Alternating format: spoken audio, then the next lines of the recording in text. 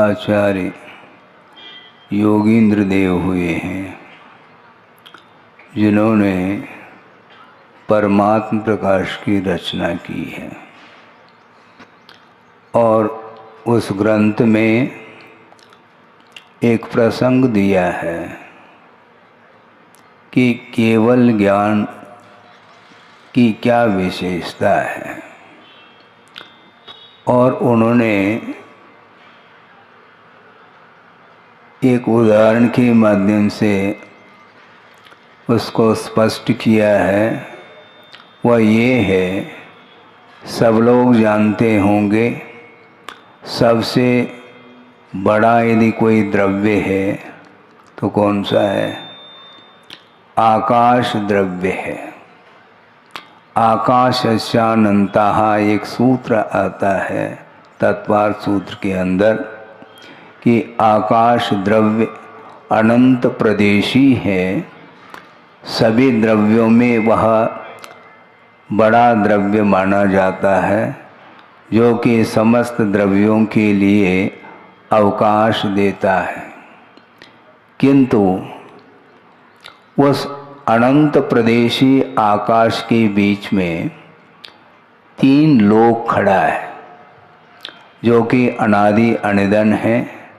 उसका कर्ता धर्ता कोई नहीं है, न उसको विनाश नष्ट करने वाला भी कोई नहीं है, और उसकी रक्षा भी किसी व्यक्ति विशेष के द्वारा संभव नहीं है। वह अनादि अनिदन तीन लोक, जो कि 343 घनराजु प्रमाण वह अनंत आकाश के बीच में खड़ा है। किंतु योगींद्र देव ये कहना चाह रहे हैं कि अनंत प्रदेशी आकाश के बीच में वह तीन लोक खड़ा है। वह किस प्रकार प्रतिभाषित होता है, प्रतीति में आता है, इसको उन्होंने ये दर्शाया है कि आप लोग आसमान में देखते हैं रात में, और आसमान के किसी एक कोने में तारा टिमटिमा हो देखने में आता है। तो आकाश अर्थात आसमान कितना बड़ा है और उसके एक कोने में तारा दिखाई दे रहा है। इसी प्रकार आकाश के बीच में वह तारे की भांति 343 राजु प्रमाण वह तीन लोक दिखाई देता है। और केवल ज्ञान रूपी आकाश में ये आकाश किस प्रकार प्रतिभाषित होता है, तो तारे की भांति प्रतिभाषित हो रहा है।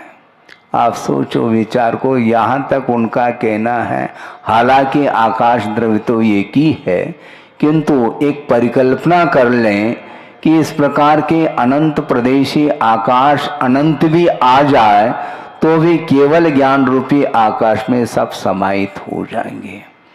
अर्थ ये हुआ, केवल ज्ञान एक ऐसा ज्ञान है जिस ज्ञान के माध्यम से कोई भी पदार्थ हमारे लिए अर्थात सर्वज्ञ भगवान के लिए अज्ञेय के रूप में नहीं रहेंगे। सभी पदार्थों का ज्ञान उन्हें होता है। होने के उपरांत भी उनके अंदर कोई वेव्स नहीं उठता, कोई तरंग नहीं उत्पन्न होती है कि इसको हम ग्रहण कर लें। पूरा स्वर्गीय दृश्य भी उनके ज्ञान में आ रहा है, नारकीय दृश्य भी आ रहा है। चतुर्गति के जो भी जीव हैं वो सारे सारे कौन कहाँ पर किस कर्म का फल भोग रहे हैं, वो सारा विषय उनके दृष्टिगत हो रहा है। इसके उपरांत भी उनका ज्ञान किसी भी पदार्थ से, किसी भी वस्तु से प्रभावित नहीं है। सम्यक ज्ञान अलग वस्तु है, और वस्तु से प्रभावित नहीं होने रूप जो ज्ञान की परिणति है वह अपना अलग अस्तित्व रखता है। सम्यक दर्शन के अभाव में ज्ञान असमीचीन रहता है, सम्यक नहीं माना जाता, और सम्यक दर्शन के माध्यम से ही ज्ञान में समीचीनता आती है। वह सम्यक ज्ञान की कोटि में आता है, किंतु सम्यक ज्ञान की कोटि में आना अलग वस्तु, और किसी भी पदार्थ से वह ज्ञान प्रभावित नहीं होता, ये अलग वस्तु है। आप पदार्थ को जानते हैं, आप सभी सम्यक दृष्टि में तो घोषित करता हूं, इसमें क्या दिक्कत है अपन को, क्योंकि चरणानुयोग की पद्धति से सभी सम्यक दृष्टि है। करणानुयोग की विवक्षा में सम्यक दर्शन के प्रतिपक्षी प्रकृतियों का क्षय क्षोभम हुआ या नहीं हुआ यह बुद्धि का विषय नहीं बन सकता, किंतु चरणानुयोग की पद्धति से सच्चे देवगुरु शास्त्र की आराधना करने के लिए आप उपस्थित हैं, इसलिए निश्चित रूप से आप सम्यक दृष्टि हैं।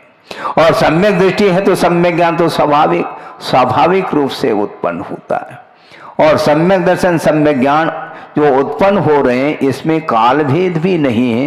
पहला सम्यक दर्शन उत्पन्न होता फिर ज्ञान में समीचीनता आती है, ऐसा नहीं है, दोनों एक साथ उत्पन्न होते हैं। लेकिन ज्ञान में समीचीनता आते हुए भी पर पदार्थ से वह प्रभावित हो रहा है। ये किसका प्रभाव है? यह असंयम का प्रभाव है, इसको ध्यान में रखना है। इस विषय को और समय मिल जाए तो वहाँ पर, कहाँ पर, यह भी पंडाल है लेकिन उस पंडाल में जहाँ पर पंच कल्याणक होने जा रहा है वहाँ पर विषय हम रखेंगे। समय जितना मिलेगा उसको देखते ही वहाँ पर रखने का प्रयास करेंगे। अर्थ ये है कि आपके पास सम्यक ज्ञान है किंतु पर पदार्थ से आपका ज्ञान प्रभावित हो रहा है, आकर्षित हो रहा है। और पर पदार्थ से जो प्रभावित होने रूप जो ज्ञान की परिणति है वह रागान्वित ज्ञान माना जाता है, इसको भूलना नहीं चाहिए। सम्यक दर्शन अलग है किंतु सम्यक ज्ञान होते हुए भी पर पदार्थ से आकर्षण आपका समाप्त नहीं हुआ। आप पदार्थ को जानते हैं, बोलना, क्योंकि आप सम्यक ज्ञानी हो गए। पदार्थ को जानते कि नहीं?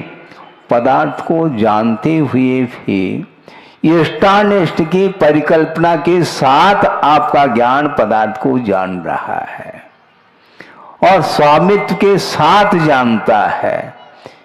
ये मेरी वस्तु है, ये पराई है, इस प्रकार का जो भेद है यह बिना मोह के संभव नहीं है।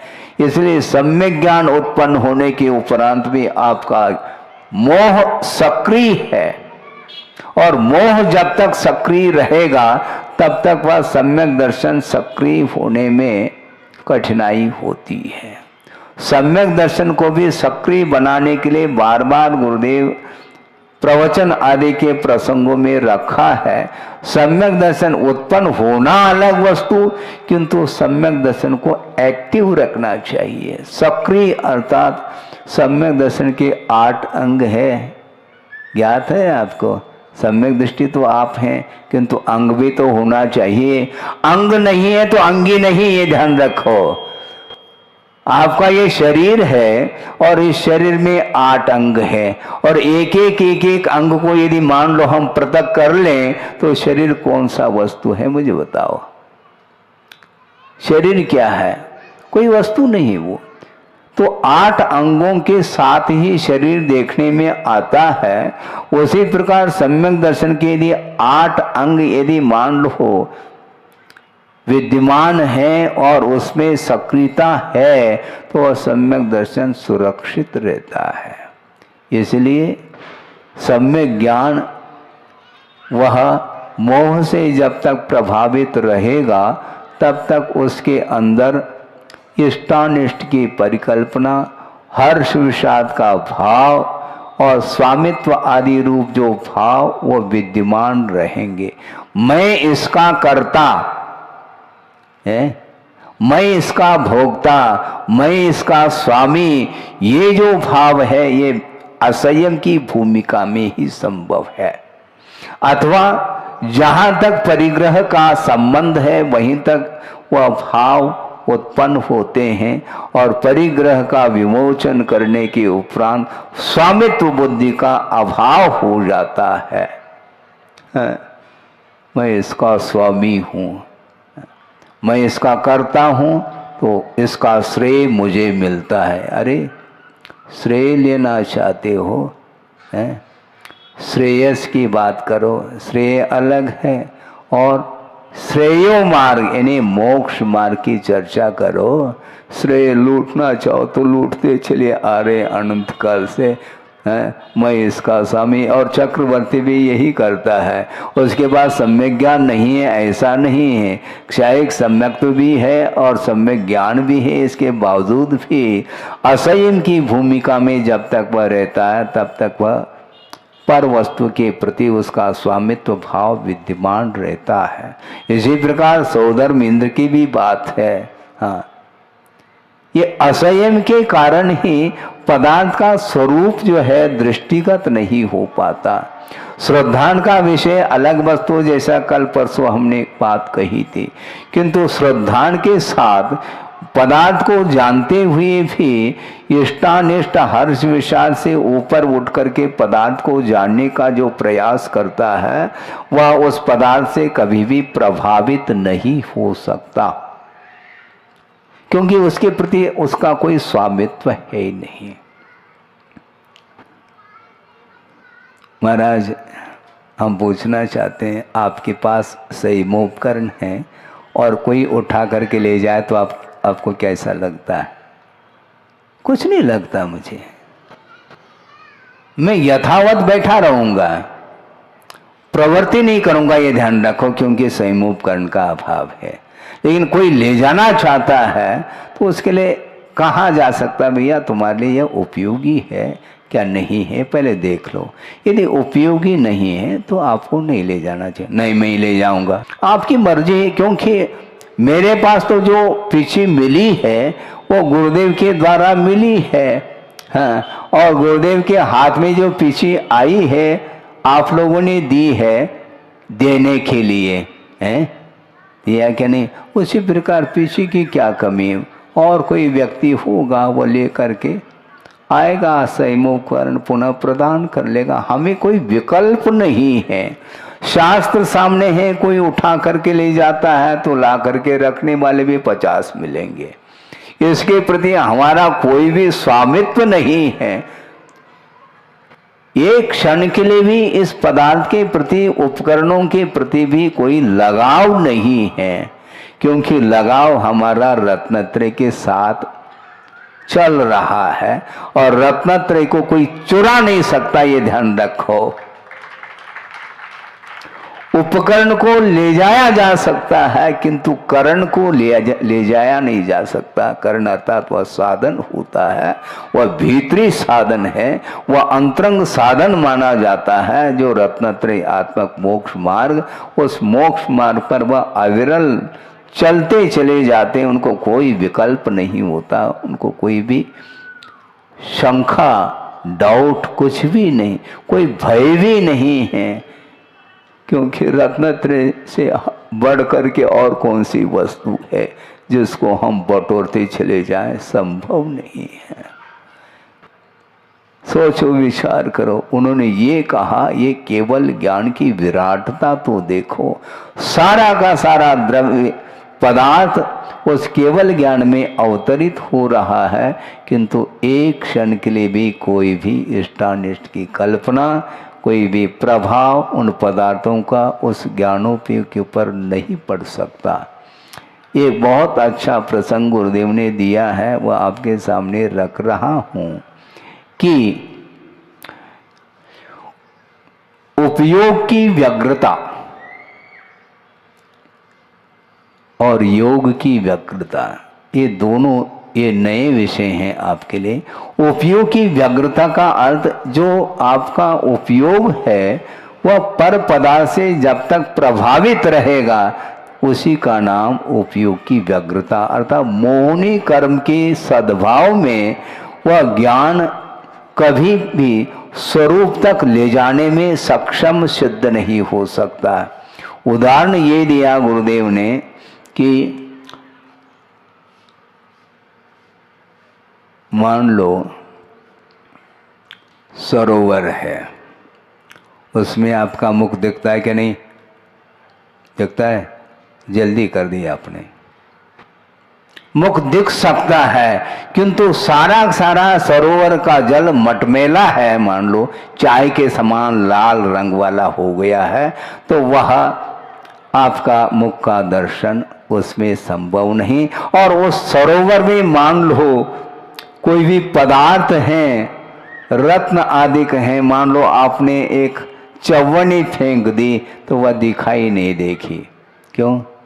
जल में तो दिखता है महाराज, नहीं दिखता। क्यों? रंग, वह रंग जो है ना लाल हो चुका है जल, और इसलिए वह भीतर का पदार्थ वह दृष्टिगत नहीं हो पा रहा। और मान लो वह रंग, वह मटमेला जो पानी है वह स्वच्छ हो गया, सारा सारा कीचड़ वह सतह में जा कर के नीचे बैठ गया मान लो, तो फिर क्या होगा? अब तो दिखेगा महाराज? अभी भी नहीं दिख सकता, ध्यान रखो, क्योंकि रंग का अभाव हुआ है। तरंग का भी अभाव होना चाहिए, ध्यान रखो। रंग अलग है, तरंग अलग है, फिर बाद में अंतरंग की बात करो। इसी प्रकार आचार्य कहते हैं यह है उपयोग जब तक मोह से प्रभावित रहेगा तब तक वह मानस सरोवर में आत्म तत्व का दर्शन संभव नहीं है। ऐसा पूजपा स्वामी ने भी स्पष्ट किया है। राग द्वेषादि कल्लोलयी रलोलम यन मनोजलम स पश्यत्यात्मनस्तत्वम तत्तत्वम नेतरो जनः, ऐसा कहा। जब तक यह मानस सरोवर राग द्वेष आदि के तरंगों से तरंगायित है तब तक वह आत्मा का दर्शन उसमें संभव नहीं है। तो अंतरंग कैसा दिखेगा? अंतरंग दिखता है। किरीट मुकुट पहन करके आया है कौन? सौधर्मेंद्र। उनको पूछना चाहते हैं, उसको अंतरंग का दर्शन हो रहा है? नहीं हो रहा है। क्यों? अपने आप को वह सौधर्म इंद्र के रूप में मान रहा है। मुकुट पहना है, मुकुट पहन करके भगवान की आरती उतार सकता है, भगवान की स्तुति पूजन अर्चन आदि कर सकता है। इसके उपरांत भी ध्यान रखो, वह सौधर्मेंद्र जो ऊपर से आया है समूह शरण में, वह विक्रिया के माध्यम से आया है, ये ध्यान में रखना चाहिए। मूल शरीर तो वहीं पर विद्यमान है जहाँ पर वह रहता है। सोचो विचार को। इसीलिए वह असंयम की भूमिका से ऊपर नहीं उठ सकता, और जब तक असंयम की भूमिका से ऊपर नहीं उठेगा तब तक वह पर पदार्थों से प्रभावित होता रहेगा। ये बात अलग है, सच्चे देव गुरु शास्त्र को छोड़ करके अन्य किसी भी रागी देवी देवताओं की वह उपासना नहीं करता, ये उतना ही सत्य है। किंतु जब पूजन अर्चन से वह निवृत्त हो जाता है तो उस समय उसके अंदर परिणाम कौन से रहते उसी को पूछ लेना। गुणस्थान कौन सा है उसका? चौथा ही गुणस्थान है ना। क्षायिक संवेदन है ना हमारा? हाँ, तुम रखो अपने जेब में क्षायिक संवेदन को। किंतु संयम की भूमिका में जब तक नहीं आएगा तब तक वह पदार्थ से प्रभावित होता ही चला जाता है। तो बात यह है, राग द्वेष आदि की परिणति जब तक इस आत्मा में रहेगी तब तक वह कदम कदम पर बाहरी पदार्थों से वह आकर्षित होता ही चला जाता है। और जब तक यह उपयोग की परिणति मोह से प्रभावित रहेगी तब तक वह आत्मा का दर्शन नहीं कर सकता। आत्मा का श्रद्धान तो हो सकता है, इसमें कोई बाधा नहीं। श्रद्धान अलग वस्तु, और उसका संवेदन करना चाहो तो वह सारे परिग्रहों से मुक्त हो करके रत्नत्रय को जब तक अंगीकार नहीं करता तब तक आत्मा का दर्शन नहीं हो सकता। इसलिए आत्म दर्शन में क्या मोह की व्यग्रता भी बाधक है और योग की व्यग्रता भी बाधक है, ऐसा कहा है। रंग और कौन? तरंग, इन दोनों का अभाव करना है, ये ध्यान रखो। उसके बिना आपका मुख उस सरोवर में दिख नहीं सकता, और सरोवर में जो पदार्थ है उसका भी आप अवलोकन नहीं कर पाएंगे। इसलिए हमें बहुत पुरुषार्थ करने की आवश्यकता है। किस प्रकार भगवान पुरुषार्थ करते हैं, किस प्रकार मोक्ष पथ पर आरूढ़ होते हैं, किस प्रकार उन्हें वैराग्य उत्पन्न होता है, किस प्रकार संसार असारता के रूप में प्रतिभाषित उन्हें होता है, ये सारा का सारा दृश्य आपको एक दिन के बाद धीरे धीरे वह ओपन होने जा रहा है। सोचो, विचार करो, ये बहुत कठिन काम है, क्योंकि जिस कार्य को अभी तक हम संपादित नहीं कर पाए हैं, उस कार्य को संपादित करना खेल है क्या? भव लग जाएंगे, पता नहीं कितने भव लगने हैं। फिर कब तक करना महाराज? पूछो नहीं कब तक। हाँ, जब तक भूख नहीं मिटेगी तब तक भोजन करते रहो, इसमें क्या दिक्कत है? उसी प्रकार जब तक साधन की उपलब्धि नहीं होगी तब तक निरंतर हमें निरपेक्ष भावना के साथ, निस्वार्थ भाव के साथ ही आराधना प्रभु की करनी है और गुरु की आराधना भी करनी है। सोचो, विचार करो। संसारी प्राणी वह दुखी है, पीड़ा का अनुभव कर रहा है, उसकी पिटाई हो रही है। किसके द्वारा? कर्मों की द्वारा। लेकिन ये ध्यान रखो, अग्नि की पिटाई होती है? होती है। कब होती है? अग्नि की पिटाई नहीं हो सकती। यदि होती है तो वह अग्नि यदि लोह तत्व में, लोह पिंड में यदि प्रविष्ट हो जाती है तो घन के प्रहार के माध्यम से अग्नि की पिटाई होती है। समझ में आ रहा है कि नहीं? उदाहरण अच्छा उदाहरण है महाराज, सटीक। हाँ, बिल्कुल ठीक है। अग्नि की पिटाई तुम रात दिन करो, उसकी पिटाई नहीं हो सकती। उसी प्रकार आत्म तत्व जो है जब तक शरीर के आश्रित रहेगा तब तक उसकी पिटाई होती रहेगी, ये ध्यान रखो। इसलिए शरीर से जब तक वह अपने आप को पृथक नहीं कर पाएगा तब तक उसकी पिटाई होती रहेगी। शुद्ध परमेष्टि शरीरातीत हो चुके हैं, त्रिविध कर्ममल वर्जित शुद्ध महंता, इस प्रकार छड़ालाकार कह रहे हैं। ज्ञानावरणादि द्रव्य कर्म, राग द्वेष आदि भाव कर्म और ये शरीर रूप नो कर्म, इन तीनों कर्मों से वह आत्म तत्व पृथक हो चुका है। इसलिए अनंत काल तक वह वहीं पर विराजमान रहेंगे। लोक के अग्रभाग पर प्रलय भी हो जाए तो भी बाल मात्र भी उनके लिए कोई भी बाधा उपस्थित नहीं होगी। क्यों? वह किसी से बाधित नहीं होंगे। और आत्मा को यदि बाधा पहुंच रही है तो शरीर के कारण ही पहुंच रही है। और शरीर जब तक रहेगा, ये नो कर्म शरीर जब तक रहेगा तो भिन्न भिन्न निमित्तों को लेकर के अपना कर्म उदय में आकर के इसको पीड़ा पहुंचाता रहेगा। हाँ, आप जा रहे हैं और क्या लग जाता है? ठोकर लग जाती है। ठोकर क्यों लग रही है? शरीर है तभी तो लग रही ठोकर। शरीर यदि नहीं है, रात में उठे हैं, बाहर निकलना है और बहुत बड़ा खंभा है और बस क्या हो गया? माथा फूट गया। क्यों फूटता है वो? क्योंकि वह शरीर ही बाधा उपस्थित करता है।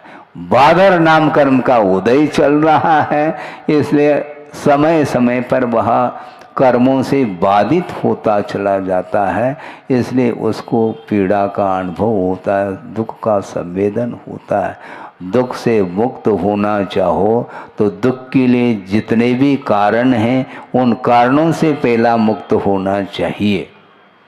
जन आए, बहुत पुरानी बात है कि आचार भक्ति के उपरांत हम बैठे थे, थुवोंजी की बात है।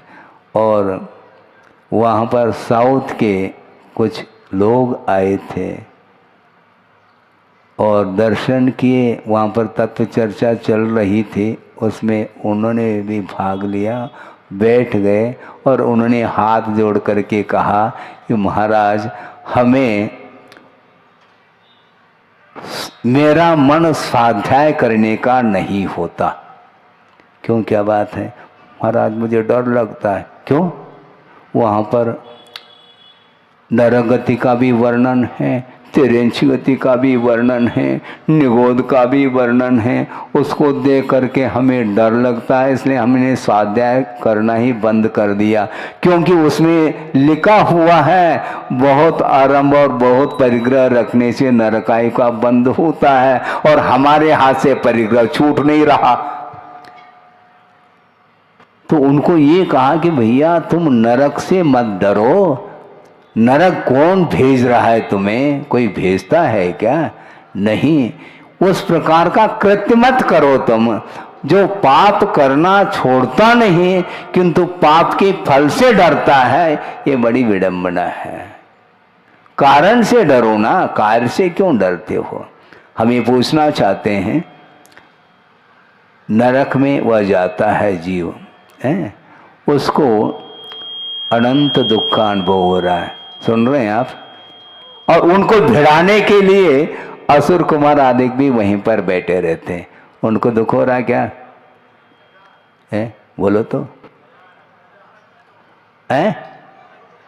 मजा आ रहा है। क्यों? इसलिए मजा आ रहा है क्योंकि उसको नरकाई का उदय नहीं है, नरगति नामकरण का उदय नहीं होने के कारण उसकी पर्याय नारकी पर्याय नहीं है उसकी। इसलिए कर्म के उदय के कारण दुख का अनुभव करना पड़ता है, मात्र नो कर्म से दुख का अनुभव नहीं होता है। ध्यान रखो, कर्म का उदय चाहिए, और कर्म का उदय जो आता है वह बिना बंध के संभव नहीं है।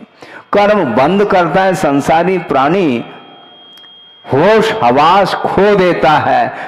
मेरे द्वारा क्या कर्तव्य है, क्या अकर्तव्य है, क्या करने योग्य, क्या नहीं करने योग्य, क्या उचित क्या अनुचित, इसका कोई भी उसको भान नहीं है, और वह करता चला जाता है।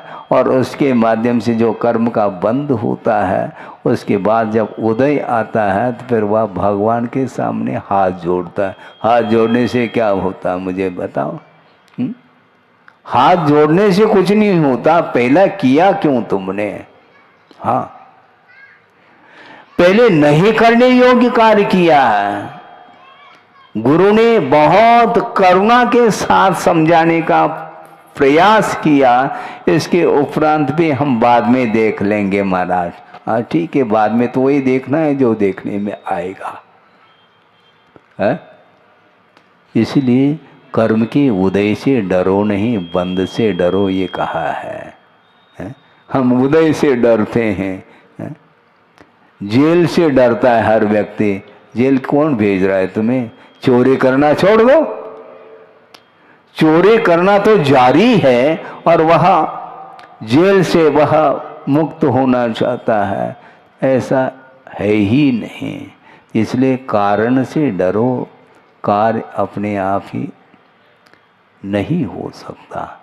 तो अर्थ ये है कि हमारा जो मानस है, हमारा जो उपयोग है, वह एक क्षण के लिए भी शांत नहीं रहता, अपने आप में नहीं रहता, हमेशा वह बाहर ही रहता है। किसी ने किसी को पूछा आपके पिताजी हैं क्या? नहीं, वो बाहर गए हैं। तो हमने कहा तुम भीतर कब रहते हो? तुम हमेशा बाहर ही हमेशा बाहर ही यात्रा करते रहते हैं, तो भीतर कब आते तुम? घर से बाहर गए इसका घर में आते ही इसका अपने आप में आ जाते हैं क्या? निज घर में जो आता है वही वस्तुतः भीतर है, बाकी सब बाहर ही घूमते रहते हैं। बहुत कठिन काम है। एक बहुत छोटी सी पुस्तिका हमने पढ़ी थी। कब? दीक्षा की पूर्व की बात कर रहा हूँ। और पतली सी वह पुस्तिका है, और उसके कवर पृष्ठ पर एक चित्र है। समोशरण की रचना है, अरहंत परमेष्टि विराजमान है, आचार्य उपाध्याय साधु आदि सभी उसमें समोशरण में विराजमान हैं, और उसमें एक ऊपर सिद्ध परमेष्टि का भी चित्र है। और उस पुस्तिका का नाम रखा था मोक्ष नगरी है। हमें बहुत अच्छा लगा था चित्र देख करके, मोक्ष नगरी। किंतु एक वृद्ध है और वह लाठी टेकता हुआ वह परिक्रमा देने की दृष्टि से वह चित्र बनाया गया था, किंतु वह सर्किल में है, समोशन गुलाई में, और उसमें गेट भी है अंदर प्रवेश करने के लिए, और वह जा रहा है, और जो ही गेट आता है प्रवेश करने के लिए उस समय उसको सिर में खुजली होती है, और खुजली मिटाने के लिए वह ऊपर हाथ जाता है क्योंकि वह अंधा था, और फिर बाद में प्रवेश नहीं कर पाया, आगे बढ़ गया। इस प्रकार उसकी स्थिति है। ये किसकी स्थिति है? अभव्य की स्थिति। ये ध्यान रखो, अभव्य समोचन में प्रवेश नहीं करता, इस प्रकार चर्चा का विषय भी आता है। सोचो विचार करो, जो भव्य होता है वह प्रवेश कर पाता है, मिथ्या दृष्टि भी हो तो भी प्रवेश कर सकता है, क्योंकि समोचन के अंदर प्रवेश करने के पहले ही मानस तम का दर्शन करते ही मान चूर चूर हो जाता है और वह प्रवेश कर जाता है और भगवान के प्रति आस्था जागृत होती है। अर्थ ये है कि वस्तुतः पाप कर्म के उदय में ही यह परिभ्रमण रुक नहीं रहा है। यात्रा और परिभ्रमण में बड़ा अंतर है, आपको ध्यान में रखना चाहिए। संसारी प्राणी की यात्रा नहीं चल रही, परिभ्रमण चल रहा है। यात्रा जो होती वह मोक्ष की यात्रा मानी जाती है, जहाँ से पुनः लौट करके नहीं आना होता। संसार से ऊपर उठना चाहो तो सारे सारे जितने भी संबंध हैं, बाहरी संबंध, उनको तोड़ने की आवश्यकता है? आपके मोबाइल में कितने लोगों के साथ संबंध रहता है? कुछ ही, बाकी लोगों के साथ उसका कोई संबंध है नहीं। और जिनके साथ संबंध है उनको भी कट करना चाहो तो आपके ऊपर है। संबंध हम ही जोड़ते हैं, और संबंध यदि मान लो टूटने लग जाए तो दुख का अनुभव भी होता है, क्योंकि जहाँ संयोग होता है कुछ घड़ी पश्चात वह वियोग में परिवर्तित भी होता है। बाहरी पदार्थों का यह संयोग, यह वियोग के लिए कारण है, ये कहा गया है। क्योंकि लहर उत्पन्न होती है, तरंग उत्पन्न हो जाते हैं, किंतु एक ही क्षण में वह विलीन हो जाती हैं। उसी प्रकार जो कुछ भी आपके साथ परिवार का संबंध है, अड़ोस पड़ोस के व्यक्तियों के साथ आपका जो भी संबंध है, वह एक तात्कालिक संबंध माना जाता है। 8-10 व्यक्ति मिलकर के कहाँ जा रहे हैं, कहीं बाहर जाना है, प्लेटफार्म पर जाकर के बैठ गए हैं। आपको दिल्ली जाना है, किसी को बॉम्बे जाना है, किसी को कलकत्ता जाना है। जाते समय यहाँ से तो मिल करके पहुँच गए हैं क्योंकि मित्रता थी इसलिए, और अपने अपने गाड़ी में बैठ करके निकल गए। तो संयोग जो हुआ था 5-10 मिनट का, वह तात्कालिक संयोग था, फिर बाद में कोई साथ आने वाला नहीं है। इसलिए अनादिकाल से ये जो संयोग संबंध जुड़ा हुआ है वह संसार के लिए कारण है।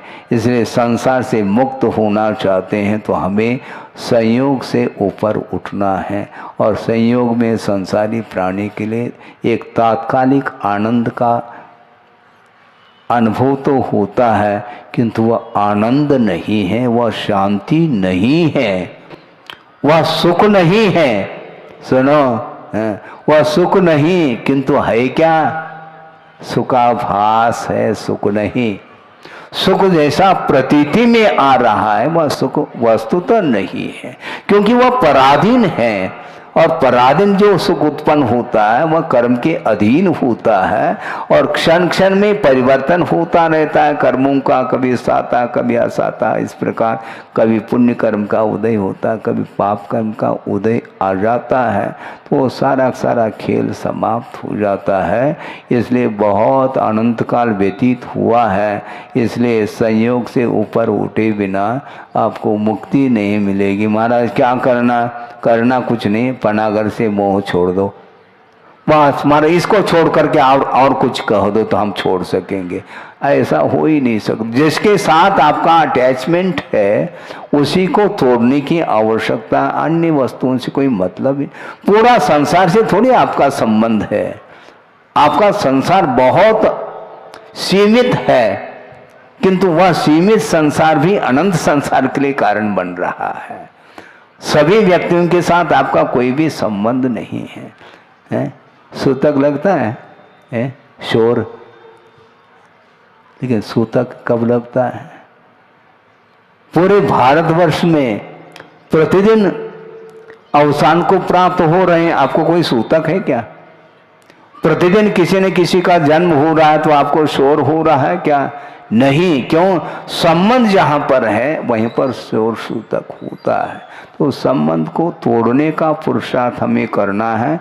भगवान किस प्रकार पुरुषार्थ करते हैं उसको देखना है, उसका अनुकरण करना चाहो तो आप कर लो। हम तो अनुकरण कर ही रहे हैं। पंच कल्याणक में हम रहें अथवा न रहें, पंच कल्याणक तो 5 दिन के लिए, उसके उपरांत भी वह दृश्य हमेशा हमारे उपयोग में वह बना रहेगा। निरंतर हम उनके बताए हुए मार्ग पर चलते रहेंगे तो निश्चित रूप से किसी भी प्रकार से व्यवधान उपस्थित नहीं होगा, क्योंकि व्यवधान उपस्थित करने वाला जो मोह है उसी को समाप्त करने का पुरुषार्थ हम कर रहे हैं।